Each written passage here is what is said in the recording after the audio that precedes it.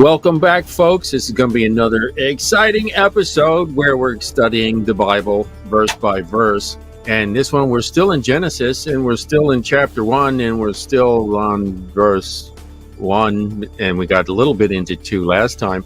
But we're going to take a little bigger picture of everything. And this is really going to be good because we're going to have Joel J.D. Williams with us on the show, and he's going to ask us a lot of questions too. So, hey, Joel.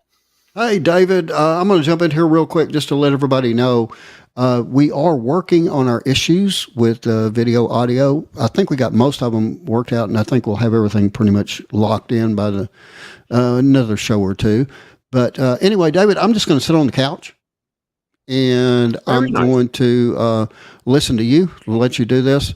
Remember, guys, if you would like to see these things in visual form, you can always go to www.lastchristian.net. www.lastchristian.net, or of course you can catch us in audio form on radio stations all over the world. And Mr. Paxton, it is all yours, sir, as we go verse by verse. The whole globe. So I hope you got your hot chocolate over there. Yeah. Yeah. So this is cool. We're going to talk a little bit today about there's only 2 world views. Okay. There's always that dichotomy. Devil tries to steal it with yin and yang, and then there's always that light and dark kind of thing, but it had to have an origin from somewhere, and we get it from creation. So the 2 worldviews that are prevalent out there, and every single worldview boils down to one of these, and think about it and see if you can guess it before I say it. Okay, let's see if you guessed. One of them is everything got here by accident. It just randomly showed up. And that would include, an infinite amount of this and that, or chaos, and just everything came into being. Or there was some dude who designed it and said, hey, I'm going to make this. So we're going to examine both of them. And let's start with the first one because that's really easy to debunk. Okay. And that would be, but everything happened by accident. So what you're saying is basically once upon a time there was nothing. But wait a minute, it couldn't be once upon a time either because there was no time. So, but all of a sudden, out of nowhere, something was there. So nothing was there. And then it exploded, and now we have everything. So makes no sense. You need more faith to believe that than you need to believe that there was a God who designed everything. So that's just crazy. So basically, your God becomes nothing. That everything you see and feel and touch and think, all of your being and everything that ever happened in this universe was a result of nothing. And that's just patently absurd, And not only that, it's an insult to the creator. Wouldn't you say, Joel? Yeah, I would. And, one thing, somebody said this years ago, and I don't remember who they were aiming it at, but I think it fits a couple of different people now. And that is that, let's say, and I'm just picking a guy out of randomness here, okay? What was that guy's name? He just won a Senate seat, I think it was, and Fetterman. Oh, okay. Yeah. Okay. The Addams Family guy. Yeah. I mean, he, I think he would be one of these people that believed that, things just blew up. Where's Rip Sweats? Maybe he doesn't. Maybe he doesn't, and I'll apologize to him in advance if I'm mischaracterizing him here. Okay, but I've got a feeling that he also believes in evolution. He believes that he came from an ape. And here's the deal. A few years ago, somebody said this, and he said, okay, so-and-so said, I'm inserting Fetterman's name here. Fetterman said that, evolution is responsible for it. There is no God, evolution is responsible for it, and that he came from an ape. And Mr. Fetterman, I do believe you. Okay, you have He did convinced come me. from an ape. You came from an ape. Yes, you did. You yourself. Yes. But us, the rest of us, we're God's The creation. humans, no. I had to That's throw like that. I've been wanting to little throw boy that that one goes, in for months. Okay, yeah, go that's a good ahead, one. David. It's the little boy. He went to his mom and said, "Mom, how do we get here?" And said, "Well, God created us special and this and that." And then he goes, "Well, Dad's been telling me that we evolved from apes." So she says, "Oh, son, he's just talking about his side of the family." Yeah, right. There you go. So, and that's the case. I mean, that's just absurd. If you're walking along the beach and you see letters written in the sand, you know somebody wrote those letters in the sand. Well, Right. why is that? Right. Right. Because did it happen randomly? Well, millions and trillions and infinite amount of monkeys typing on typewriters. It just doesn't work. It just doesn't work. It's not going to have an encoded, intelligent message in there. Okay. Makes no And sense. the thing about intelligence, it has to be preordained, pre-agreed upon. Like even Paul Revere, one if by land, two if by sea. Well, Right. that wouldn't be it would mean nothing if they hadn't agreed to that term ahead of time. Right. Because if you just went and you saw, oh, there's a light up there in that building, if it didn't have a pre-agreed upon decipher Meaning, then yeah, it could not. It wouldn't. It just would mean nothing. yeah. I mean, So you can turn on lights and ring bells and everything else, but if nobody knows what it means, it's worthless. Exactly. Like even in like we're reading the Bible, there has to be a pre-agreed upon what does this letter mean and this letter and this letter, and when you put them together, what sound does it make, and what does that mean when I say praise God? What does that mean? Mm-hmm. Well, it doesn't mean anything unless you have a pre-agreed upon intelligent decipher. Right. So just by that very nature alone, it just would be duh. Whereas, okay, here's DNA, which is 3.2 billion letters long, and it's one word, which basically writes out your entire life and how you're designed, and a whole city inside of a cell. It's designed. So to think it just came out of randomness is just absurd. But some people you can't convince with that either. So you have to ask a few questions. Well, okay, well, if it came out, just by randomness, why do you think that? So there's 4 questions that we have that go right into that and say, okay, well, these are the 4 questions everybody has, no matter what their worldview. Right. That is, number 1, who am I? Right? Right. Who am I? Where did I come from? Why am I here? And where am I going? Would you agree that's the 4 basic questions? Oh, absolutely. And, I think not only that, but, whether you're Christian, non-Christian, whatever, I mean, everybody's got to go through it at some point. I mean, you hear it as in your life as you're growing up, and, you don't know who you are. You don't know what you're about yet. That's what going to school and being around people and, figuring out what you like and what you don't like. That's what it's all about, right? So if you think everything happened by accident, then who am I? Well, you're just an accident. Yeah, I don't like that.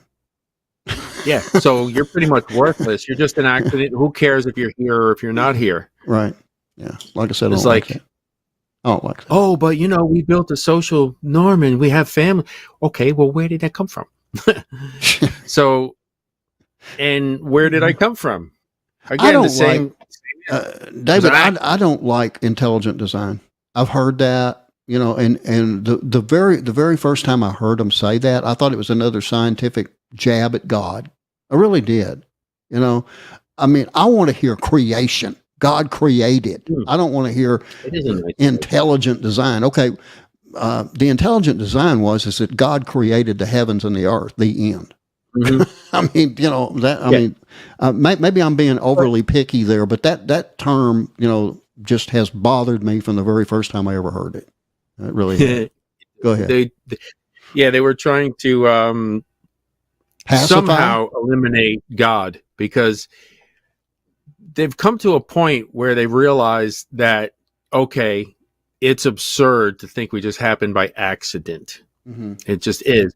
And, the big thing about the 20th century is they figured out that the universe is not infinite. So it kind of blew away the whole theory. So where did I come from? Well, it's not infinite. Wait. What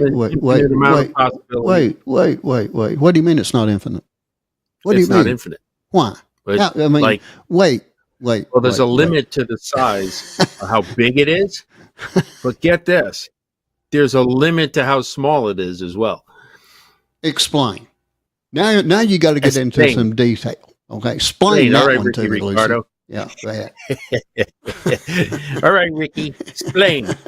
Lucy, explain. So where did I come from? Why am I here? Where am I going? All of that equals nothing. You're just an accident. So, why even care about what other people think or what you're doing or how bad? So this is what happens. Society goes into chaos because they all think, well, what difference does it make? I'm going to die and that's it. Okay. Could that be exactly what they want people to think? Oh yeah. That you don't really matter. It really doesn't matter. So what the heck? I mean, right. My mind's going a billion directions. Go ahead. Yeah, it gets even deeper than that. We'll get into the limit of size and it's not being infinite in a minute. But remember we talked about Pike on the last show. Right. And how they want to introduce atheism because it is so absurd, but we're going to disillusion Christians and they're going to fight against each other until they are tired of fighting and they both give up, and then we're going to introduce Lucifer. Mm-hmm. This is their goal. So they don't really believe in atheism, so to speak, but they do believe that their Lucifer is the true heir apparent, if you would. So that's kind of where they're going with it. But they're starting to see, there's a book out there called In 6 Days, and it literally has 50 secular scientists who say the universe, what in their fields, in different fields, that say, yes, by this design, it looks like this was created in a 6-day period. Mm-hmm. And the earth is very young.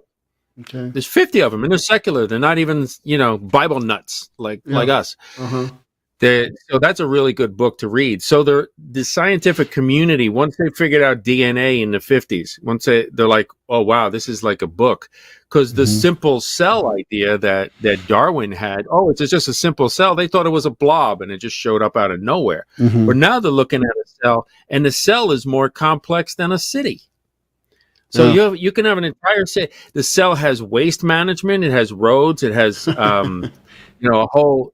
a legal system, basically, where it says, okay, you have to do this and you have to do this, and it's all written out in the DNA. This is your job, and everything goes over here. Mm-hmm. And it rebuilds itself in a couple of minutes. That's crazy. Yeah. Rebuild itself. Oh, let's make another one. Chip. Yeah. Okay. Yeah, nothing going up from nothing ain't going to do that. Yeah, okay. Yeah, so we're starting to realize that this whole accident thing is not really working, but they don't like the idea of God because then they got to answer him to him. So enter the aliens. Okay. Yeah. Here we go. That's where we're going with that. Yeah. So, but there's still a whole bunch of people who they drank the Kool-Aid, and there they are. They're still spouting evolution. Oh, it's scientific. Oh, haven't you been taught? Oh, we've known this for 100 years. Mm-hmm. And quite honestly, you don't even know your own scientific community anymore. The godless scientific community, they don't believe in evolution. Right. But you're still pushing it because they don't care about you. They just, let them just keep doing that because they look like fools, and that's what they want. So you really look like a fool to think that we're here by accident and it's evolution. You just are unlearned. It's as simple as that. Right. Yeah. And people like to call themselves over many months now, I have looked at the declining numbers of people that believe in God, the declining numbers of people that are going to church, and the increasing numbers of people that go to churches like mega churches and things like that basically say, hey, if you want to do that, that's okay. God will forgive you for that, no matter what. No. Oh, the greasy grace, yeah. Or that everybody goes to heaven eventually, or whatever. It's time. It's time for the rapture. It's time for the end of the world, because everything is spinning out of control really quick, and we're going downhill at warp speed. That's opinion, but that's what I think. Go ahead. I like this too, because let's check this out. The people like to say, "Oh, I'm agnostic." You know what that word is in the Latin? What? Ignoramus. Ignoramus. There you go. It's like, why don't you call yourself by the Latin name? Okay. Oh, that's a good idea. It's ignoramus. I'm gonna throw this in here real quick, and I'll probably make somebody mad when I do it. Okay, but I'm gonna do it anyway. Ignoramus is a perfect word for this guy, by the way. I watch if I'm going to watch national news. Okay, like maybe One America News is a good outlet, and there's a couple others. But anyway, the easy one that I can get to is Fox. Okay. And so watch Fox News for years, and then all of a sudden they dump who was it? Tucker Carlson, I think. Oh yeah. Okay. They didn't like him. They didn't like him. First of all, they got rid of what was his name? Bill. Shoot. Yeah. Anyway, they got rid of one guy. Okay. Then now they got rid of Tucker, who, by the way, had the #1 show on Fox News. Got rid of him, and now they have plugged in Greg Gutfeld. He's on the 5. Okay, so that comes on at 4:00 in the Central Time Zone. I avoid it, and now they've stuck Gutfeld on at I think it's 10:00 my time, maybe 9:00 my time. I don't know, but anyway, here's the deal. This is the reason that I call him ignorant. He's an ignoramus. Number one, he's made it very, very clear that he's agnostic. So he's already admitting that he is an idiot. Okay, so he's already admitted that. But what makes me so dadgum mad, David, is that if I'm going to watch a news show, I want to see a news show. I don't want to see a comedy act. And Greg Gutfeld can find something funny with the Twin Towers coming down. He jokes about everything, and he's the most worthless person that Fox News has. Fox News, listen to me carefully. Fire Gutfeld. Okay. All right, that's it. I'm sorry. I had to have that rant. Go ahead. He is snarky, though. I mean, you got to give him he's snarky. Yeah, I can't stand that guy. Oh man, that's funny. So they're moving away from that, but the timing is perfect because they brought in their atheists, and now they got the Christians and the atheists fighting, keeping their eye off what they're really doing in the back. Right. Just like this past week, they didn't want the list to get out. So we came up with, aliens in Miami that were 10 feet tall, right? That took all the eyes off the real news, which was, the list we all know about. So it's just absurd to think that everything happened by accident, but you can't just say that. Let's actually prove it. Yeah. So Max Planck, right in like a 1912, something like that, in the early part of the 20th century. He actually was a scientist, but he is a father of what's called quantum physics. Okay. And it's the most provable thing, even though it's the most absurd science, it's the most provable one and the most demonstrable. But quantum, that literally means everything's in a quanta. Everything is not analog, just straight through and infinite. It's literally pieces. Okay. Everything is quantized. Okay. That's why it's quantum dynamics, quantum physics, quantum everything, because it's little pieces. Well, that gives in a digital universe, everything, the analog is straight, like a straight line, but digital is like maybe a piano with individual notes, and they're distinct, bink, bink, bink, bink. Every single thing in the universe is digital, and they proved it. Like when Hubble, they measured the redshift of the stars, and they're like, "Oh, everything's moving away from us. Therefore, it must have been a Big Bang because of the red shift. The red shift has longer the light waves, so it looks like that it's all red, which means they're all going. If it was coming closer, moving towards us, it would be more blue." But that can be attributed to a couple of other things. Number one, that the speed of light is slowing down. So that's been demonstrated as well. Even though people think you're crazy for saying that, they thought Newton was crazy too. So the speed of light slowing down would give a red shift to everything, but it would also say that God flung everything out into space like he did. So you have those two possibilities, but they figured out the red shift was in digital units. It wasn't just, hey, it's getting slower and slower, like the Doppler effect, you know, when the horn's going by. The red shift was actually in quantized sections, which just blew their minds, because it's like, well, the entire universe is digital, and they measured to the end of it. Something. Yeah, I'm still trying to wrap my head around this analog versus digital thing. Well, analog, just imagine a violin, ooh, as opposed to a piano, bink, bink, bink, bink, bink. Okay. And that would, what it would be is like a wave. You know? So the thing about it is you can have digital stuff, like light acts like both a particle and a wave, depending on how you're looking at it and who's looking at it. It's really weird. Light is like crazy. How God make this? But also small. There's a limit to smallness as well. If you want to look it up, it's Max Planck, Planck, and you can get all the formulas and everything else. I'm not going to go into that right now because it's big, long, quantum physics discussion. Go way over my head. Go ahead. The universe is only this wide. Okay. And they're like, well, what's outside of it? Nothing. This is it. It's literally that's what they figured out. I don't know. You tell me.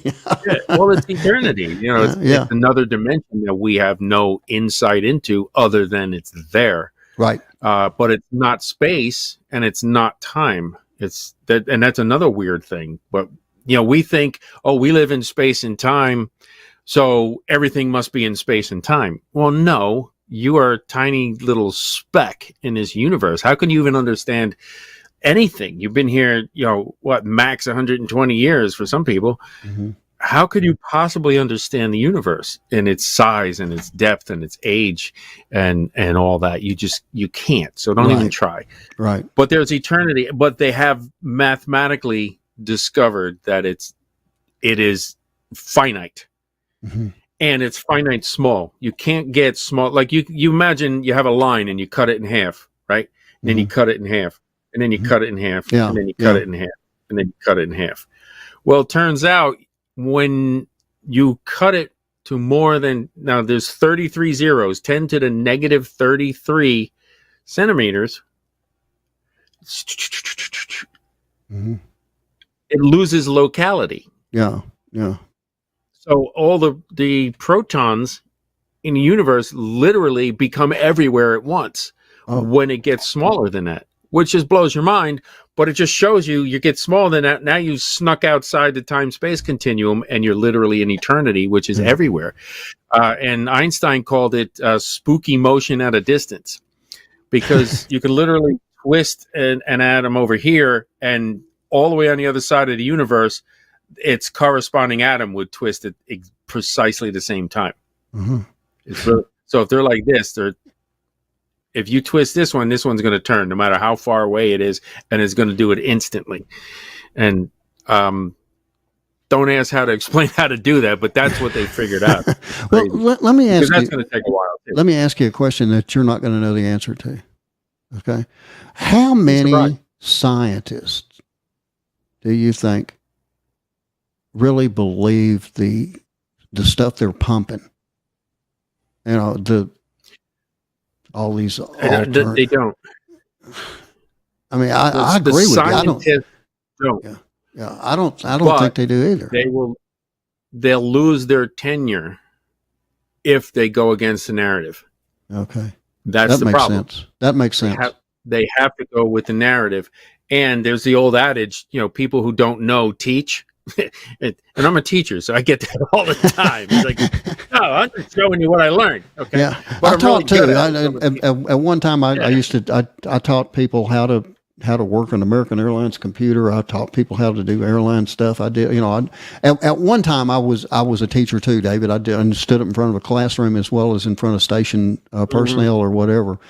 But what they're pumping is just a bunch of garbage, and it's amazing. They don't know.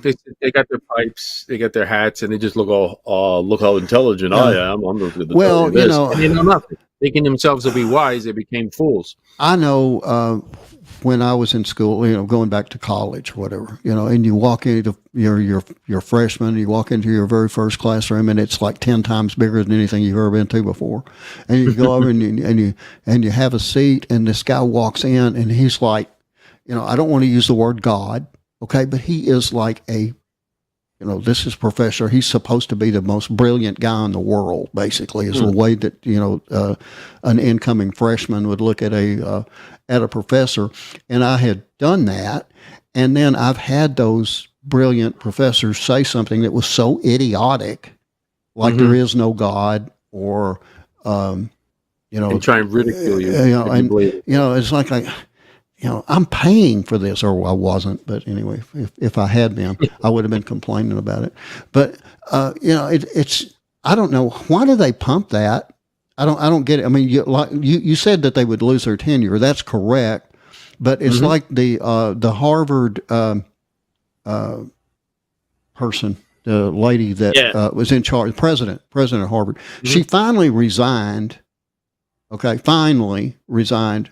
And she said that the conservatives were using a new tool to discredit people, and this tool was plagiarism.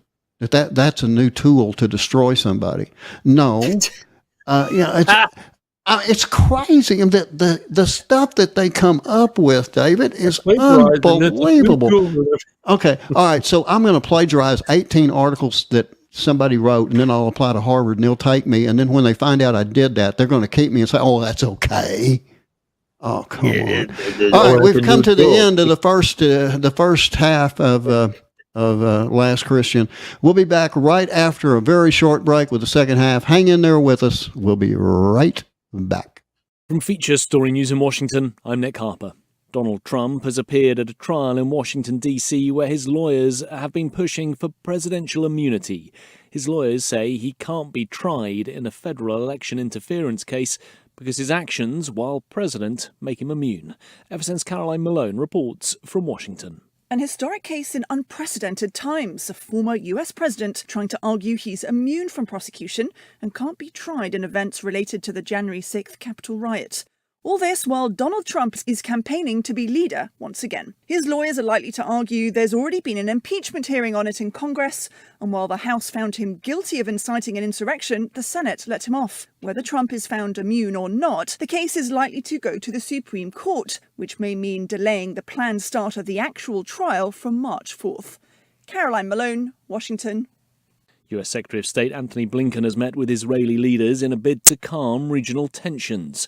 Washington has been pressuring its ally to do more to protect civilians in Gaza amid concerns over a broader spillover of the conflict. FSN's US correspondent William Denslow reports. According to the State Department, Antony Blinken discussed ways of promoting regional integration with Israel's President Isaac Herzog. The two also talked about how to ensure Israel's security while also working towards the establishment of an independent Palestinian state. Blinken has also met with Prime Minister Benjamin Netanyahu as concerns over the humanitarian situation in Gaza grow. United Nations officials warned that the health system in the Palestinian enclave is collapsing at a very rapid pace. This is Blinken's fourth visit to the region since the October 7th Hamas attack on Israel. During this trip, he's also met with leaders from Jordan, Saudi Arabia, the UAE and Qatar. United and Alaska Airlines say that they've found loose parts on multiple grounded Boeing 737 MAX 9 aircraft. It's raised new concerns about the manufacturing process for the passenger planes. Top Boeing executives will be hosting an all-hands safety meeting with staffers on Tuesday. FSN's Jody Jacobs has more. When the plug door of the Boeing 737 MAX 9 blew off in mid-air, it stunned the world. But once U.S. authorities had grounded all MAX 9 aircraft, Alaska Airlines said its technicians found loose hardware on some of the other airlines' Boeing 737 MAX 9 aircraft. The discovery was made as technicians began preparing sections of the aircraft for inspections by the Federal Aviation Administration. United Airlines undertook a similar investigation and have said it too found loose bolts and other issues with the aircraft. Meanwhile, Boeing's stock price fell nearly 8% during Monday's trading. Jody Jacobs, New York. From Bureaus Worldwide, this is FSN. So we're back. Because we just never seem to have enough time on these shows. We got little out there. It's amazing, isn't it? Yeah, it's amazing how fast time goes. Go ahead. So I know we were talking about the whole space-time continuum, which is pretty cool, and how couldn't possibly be an accident. But let's talk into that. Since the universe is digital, then that means it's finite. Okay, and you can't get any smaller than that 10 to the negative 33, and time is 10 to the negative 43 seconds. So you literally have frames of life that go by, but instead of if you got a good camera, 4K at 60 frames per second, just imagine life going by at 10 to the 43 zeros seconds. Yeah. That's how many frames there are. Wow. And that's where this whole thing started with. I believe that's the twinkling of an eye that the Rapture talks about. Right. It's between these frames, these movie frames of life that we live in. It's between one of those where he says, okay, our bodies are changing. Now, you may have already said this, and I just missed it, but what is the time thing here? You're talking about digital versus analog, and I'm getting that. Yeah. Chopping it up, I'm getting that. Yeah, quantum means is pieces. I understand that. Is there a time frame in between frame A and frame B and frame C and Yes, and that is 10 to the negative 43 seconds. Okay, so that's okay. You got to cut a second up into one and then 43 zeros after it. You cut it into that many frames. Okay. So yeah, I wanted to clarify that because you had said in a previous show that, that's genius on God's part.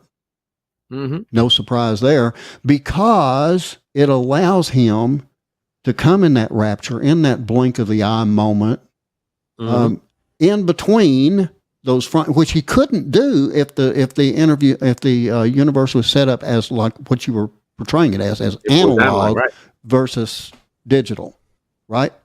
Right. He couldn't do it. So everything's set up, and and outside between those frames is literally eternity. So he's, in the way we think, he's literally got all the time in the world. Between those two frames to do whatever he wants. So he can literally one by one go and change everybody's body throughout the entire world and spend a lifetime with them, and then come back before the next frame comes, and we wouldn't know it. And we wouldn't know it. Yeah. It's incredible. How he knows how many hairs are on your head. That is incredible. He's eternal. Right. Literally, between each space of time, he can sit there and count the hairs on your head. Yeah, and has. For every last person on the planet, because it's eternity. So the only infinite thing we have is God, who happens to be the designer. Correct. But they're trying to turn the designer out, right? And say that, just time is infinite. So time is now their God. You see where we're going? All right. So time is infinite. Space is infinite. So now the time-space continuum, and that's when the Bible says they worship the creation rather than the creator, because now they give all the infinite attributes of God to the creation. And they're saying, this is now our God. And Well, that's let me where ask you. Let me ask you this in that vein, because it's all about right now. AOC. I think when she first went in, everybody's like, well, "How did this idiot become somebody in government?" And now you got one political party that's bending over backwards to try and assist her with everything that they're doing. I mean, it's well, they put her in there to push what they want to do, and they know she was dumb enough to do it. So yeah, no, I don't. she's not I going to just think for herself. Yeah, well, I mean, again, now by the way, we're expressing personal opinions here. I'm Not not sure what that has to do with creation, but okay. well, yeah, but I mean, I'm talking about AOC. Yeah. I don't even know. I'm going to come up with some new names for AOC. One of these days. And by the way, AOC, if you happen to be listening, you're invited on the show. We'll bring you on here. Give you the whole hour, and we'll interview you. But I'm going to tell you this, and this goes for anybody that comes on the show. Anybody. If we ask you a question, and you answer it with your spin, in other words, you don't answer the question, my response, I'm really good at this, and I'll hit you with it. I promise you. Okay. All I'm going to say is, you know what? That is probably the best answer to a question I didn't ask that I have ever heard. Now then, you want to answer the question that I ask you? And I think really and truly, I think if more people in the mainstream media would do that, we'd have less problems and more action. That's just my observation. Probably. But they got their own observation. stuff. Remember now, I am a member of the U.S. Right. Press Association. I can interview people and have. Go ahead. There we go. All right. So action and or design. Let's get back to the matter at hand here. Yeah. Now, if it's designed by a designer, you would probably look around and say, well, he's very creative. Mm-hmm. He's full of love. We see love throughout the universe. Everyone wants to love this, love that, right? Mm-hmm. So who am I becomes, well, I was designed by a loving father. Okay. And where did I come from? Well, he created me before the foundation of the world, is what his Bible says. Mm-hmm. It was written in his books. So right. we have our DNA was written in a book along with what his plans for our life was. All right. Why am I here? Well, to have fellowship with him. He created to have sons and daughters. Right. And unfortunately, the vast majority of people choose not to do that. But a loving God has to give you choice, or else it wouldn't be loving. Oh, you have to love me. Well, it doesn't work.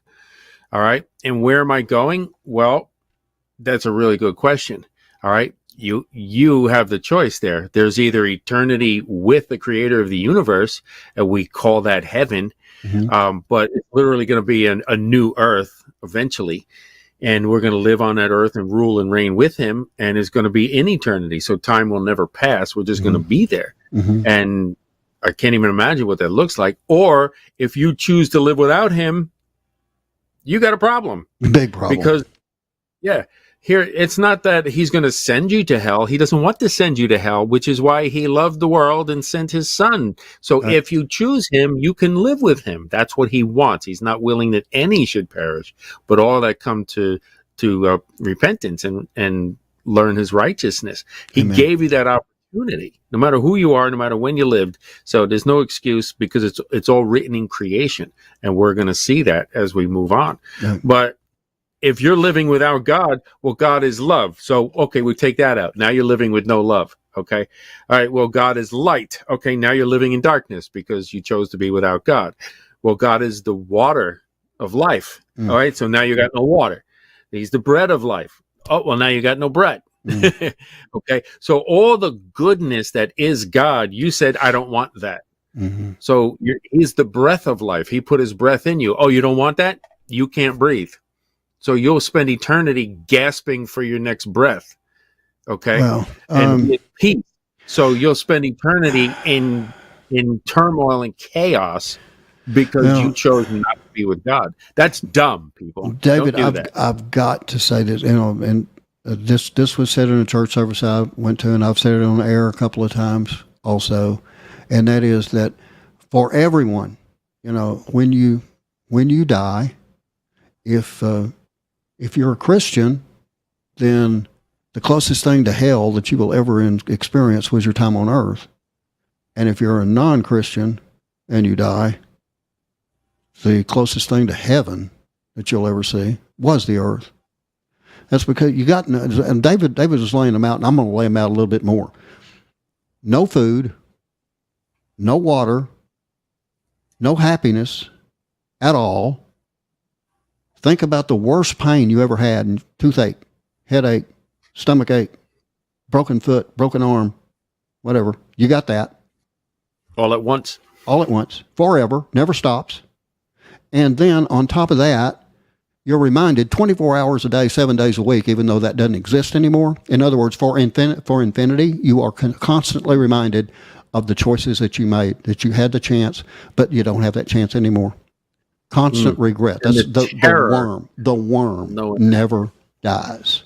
Okay. I had to put that in there, David, because I want to really emphasize that point you were making, because I think it was a very, very powerful one and something that people need to pay close attention to, because you can avoid it all by simply accepting the Lord Jesus Christ as your Lord and Savior. That's what the show is all about.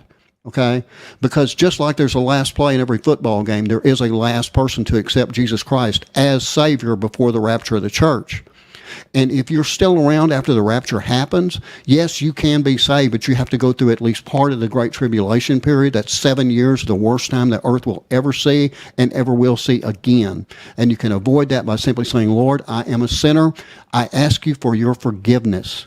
I know that Jesus Christ died on the cross for me. I know he spent 3 days in the tomb. I know he rose on the third day just like he said he would.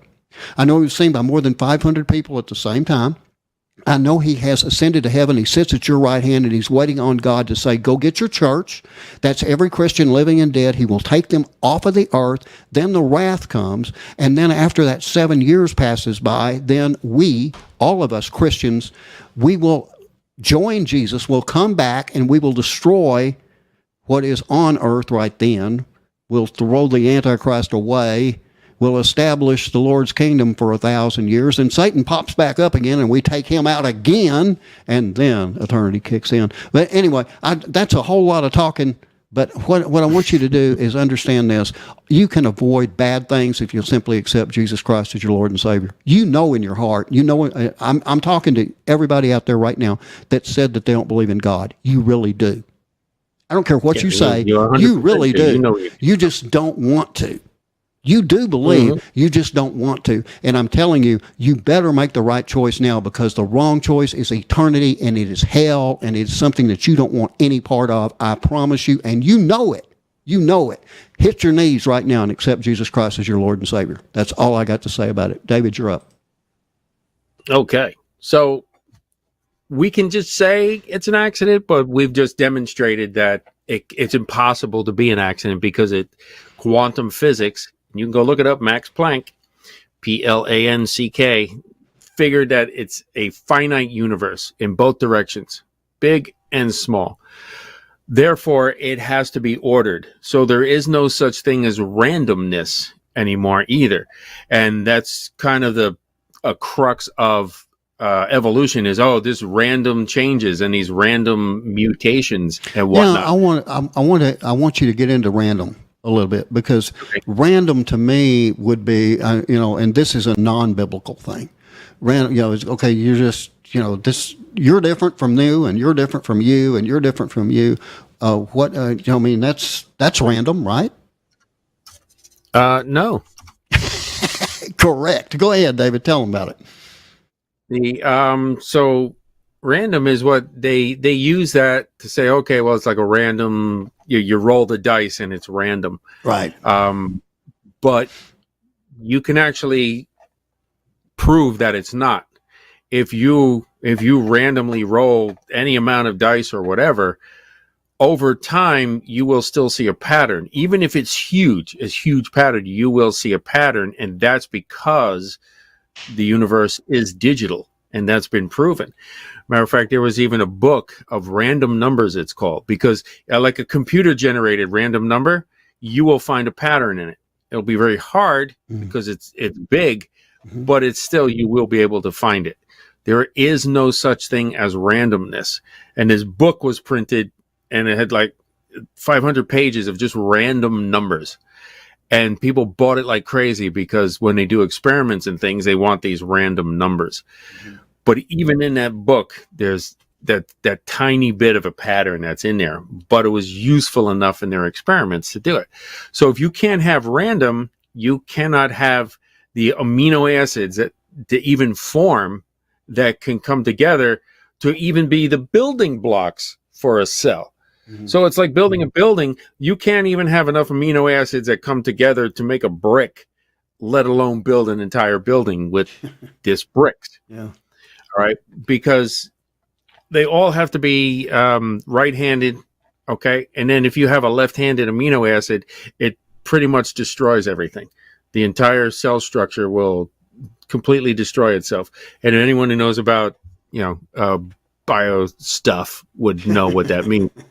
But you can't. And if that the only way, if it's random, it's going to be half right-handed and half left-handed. Mm-hmm. Right? Yeah. So random is not going to be able to even produce an amino acid to build a cell. And people say, oh, well, amino acids appear in it. Well, sure they do. But then you have to combine it, and they all have to be the same. It's like, what are the odds of going out and into a crowd and every single person out of 5,000 people is right-handed?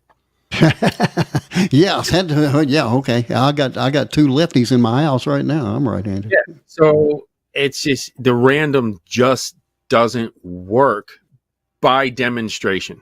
Okay. Mm-hmm. However, design is everywhere. All right. And we've talked about the Fibonacci sequence.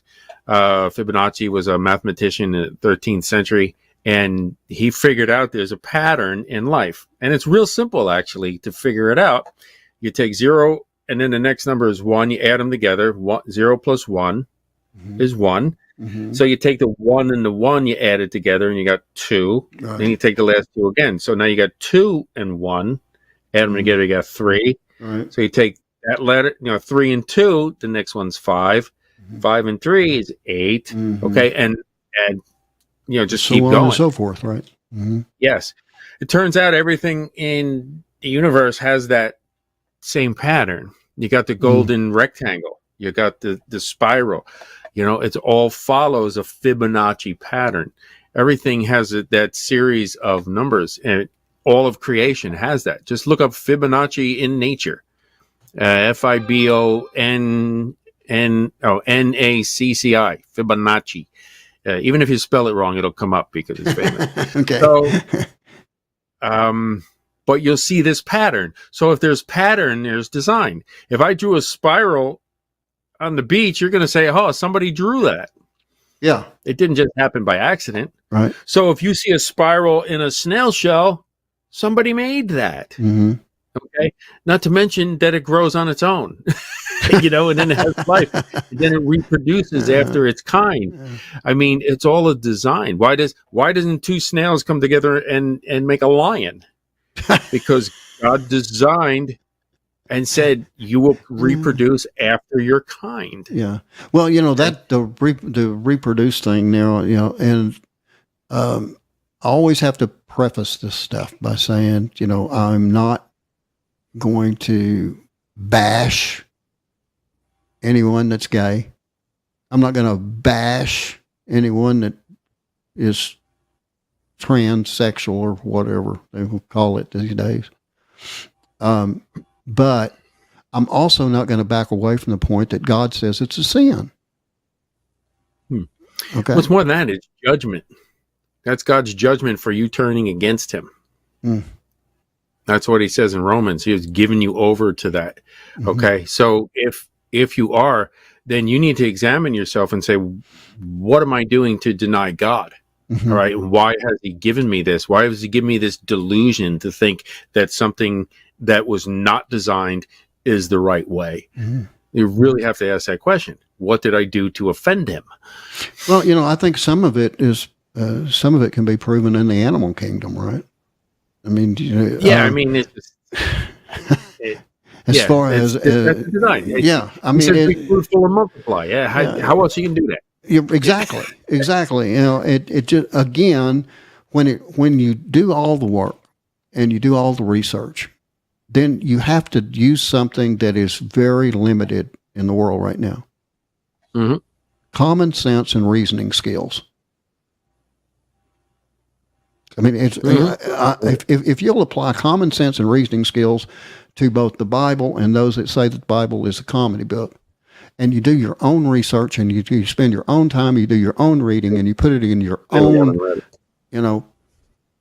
I guarantee you, you'll come around. Book of fairy tales. Yeah. Okay. You haven't read it. Yeah, exactly. Science always wins, always has. That still bothers me. Somebody said that, and I said, no. Made science. and science God made science, but again, what I told them is no, science doesn't always win. All science does is verify God wins. Okay, so anyway. It does. God made everything. Matter of fact, all the great scientists through history were like, "Hey, God made this. Let's figure out how He made it." Right. Until just recently, then say, "Oh, well, what science says evolution." Well, no, it doesn't. It's a lie to try and get people away from science. And again, that dichotomy. Now you're going to fight science with the Word of God. It was never that way before. Right. Science always proved the Word of God. And it continues to do exactly that. Okay, David, you got 7 minutes and 45 seconds left, just to let you know. I'm trying. Okay. So now you got archaeology as a science, geology as a science. All of these sciences, when you look at them, prove that the Bible was true all along. So, but you just got to look at. But the only thing, they say science. They're like evolution. Oh, evolution. But evolution and the stars are really far away. Well, they're not really that far away. But even if they, the speed of light slowing down or whatever, even if he put them out there, it's still God. He can put them out there at 16 billion light years away if he wants to. He wants to put them. Yeah. Yeah. He'll put them wherever he wants. So that doesn't prove that it started here and had to go way out there. It says he put them out there. I think science is against God because they want to be God. Yes, and it goes right back to, well, who's infinite? Oh, well, we have infinite time, infinite space, but who's the only one who's infinite? They traded, and they said, okay, well, we don't want God to be it, so let's make time and space infinite, so that could be our God. And that's where it all goes back to. But here's some younger. Yeah, go ahead. I'm sorry. So we have enough time, but again, I want to prove evidence. It's just self-evident to me, but let's get some evidence. The moon dust, that's always fun and exciting. So they measured the rate of influx of moon dust and how much the sun decays the moon, and they expected to be several hundred feet of moon dust, which is why they put those big old landers on there, and it wound up, they only stirred up like 4 inches of moon dust. Okay. Which again proved that the earth was very young. All right. So that's young earth indicators there. Oil gushers. If the oil was down there for millions of years, it would have lost all the pressure already. Okay. And then what we found out is Rockefeller lied. These aren't fossil fuels. He was the one that started calling them fossil fuels because he wanted to make them rare. If they're rare, he can charge more money for it, but they're not. They come from the oil from the flinty rock. We talked about that. The Earth's magnetic field. Okay. It's got a 1,400-year half-life. I don't know if people know what a half-life is, but basically, okay, it's at 1,000, and it takes 1,400 years to go to 500. It takes 1,400 years to go to 250, 1,400 years to go to 125, etc. It's called a half-life, and it works logarithmically. Well, if you back that up, everything would have fried like a microwave further back than 10,000 years. The Earth would have fried. Okay? And then the evolutionists uses, well, the oceans are salty, so it must have been around millions of years. No, they measured the increase in salinity of the Earth. Let me see here. Boom. That's the river. Okay, so they measured the uranium, sodium, nickel, magnesium, silicon, potassium, copper, gold, molybdenum, and bicarbonate concentration in the oceans are much less than they expected if they were added to the oceans of thousands of millions of years. Okay, if you have billions of years, we would have had an extremely salty ocean at these rates. But they find if you extrapolate back on the rates again, now you're only going back 4,000 years because that goes to the flood. Mm-hmm, All right, mm-hmm. everything was broken up. Now it's literally a 4,000 year salinity rate, and Well, some of these things can evaporate. But you mentioned the flood. You've mentioned the flood a couple of times, and I want people to understand that science still doesn't want to consider the flood as actually happening, and yet go to the Grand Canyon, go anywhere in the world really where you've got where you can see the levels of the earth, and science has proven that there's a place here where this was underwater. Okay, and it happened over here too, and it happened over there too, and it happened back there too. And it happened at the same time, according to all scientific measurements. So, so how did the flood not happen if the entire earth was covered in water that science has proven by the measurements that they took? How is the flood not reality? All right, David, you got 3 minutes. Oh, it was laid down over millions of years. No, it's proven that all those layers were laid down at the same period. Right. They were all laid down because there's fossils that go through all the layers. And that's what would happen when you have a flood. A wave would come in, deposit all the debris, and then the wave will come in, deposit another layer of debris, and it did that. And Mount St. Helens proved that. They have a mini Grand Canyon in Mount St. Helens that happened in a matter of weeks. And it's exactly the same pattern, just a little bit smaller. Right. Because it was a smaller flood. Yeah. Oh man! Well, David, I don't know if these are just some evidences. I don't know if you got to half of what you wanted to talk to today. I got an idea. I never do. Probably not. But that's the beauty of this show, because we'll be back next week unless the rapture happens. And, then we'll do it in heaven. Again, I want to warn people. The rapture can happen at any time. There's not nobody knows it. Nobody knows the day and time except God. But when it happens, then, if you happen to be watching our show and you're not a Christian, and let's say you live under a rock somewhere or whatever, and all of a sudden you see repeat after repeat after repeat, then you might want to look around, because chances are the rapture happened. Because once the rapture's here, you want, some of you be happy as they'll get out, and others will cry or whatever. But you're not going to see David and I after the rapture happens, because we gone, and hopefully you'll be there with us, and I want to get back into the float up thing again one of these days too, because that's really cool.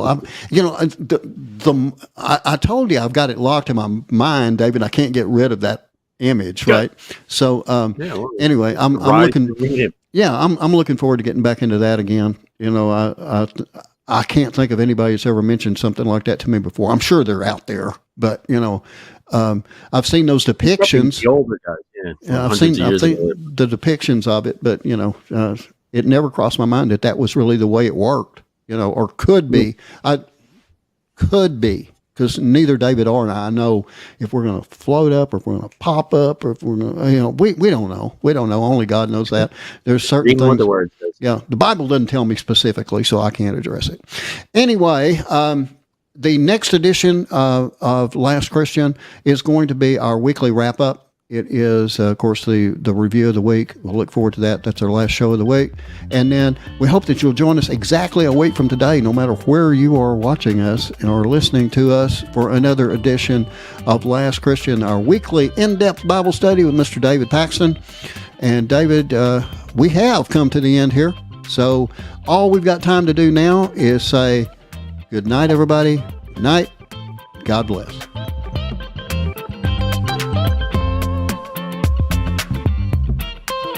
Thanks again for joining us today for the Last Christian Radio Show. And be sure to tune in every Tuesday, Thursday, and Saturday right here and at www.lastchristian.net. Until the trumpet sounds.